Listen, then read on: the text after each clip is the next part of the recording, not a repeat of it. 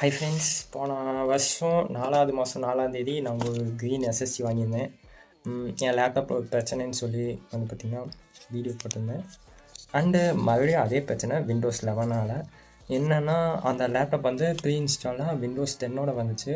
But நான் second hand மார்க்கெட்டில் வாங்கும்போது அவங்க விண்டோஸ் 11 போட்டு தந்தாங்க.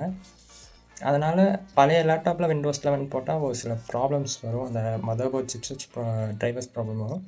அந்த மாதிரி ப்ராப்ளம்ஸ் ஒவ்வொரு அப்டேட்லேயும் வரும்போது ரீஸ்டார்ட் ஆகிக்கிட்டே இருக்கும். அதை நான் வந்து ரெக்டிஃபை பண்ணிக்கிட்டே இருப்பேன். கடைசி டைம் ஆகும்போது க்ராஷ் ஆகிடுச்சு.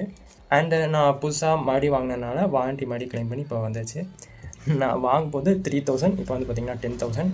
இதை நான் என்ன மறுபடி போட்டு யூஸ் பண்ணலாமா, இல்லை என்கிட்ட கவர்மெண்ட் லேப்டாப் இருக்குது அதில் யூஸ் பண்ணலாமாங்கிறது தெரியல, இல்லை சோல்வ் பண்ணலாமாங்கிற ஐடியாவும் இருக்குது. யாருக்காவது வேணும்னா என்கிட்ட டிஎம் பண்ணுங்கள். இன்ஸ்டாகிராம் லிங்க் என் பயோவில் இருக்கும்.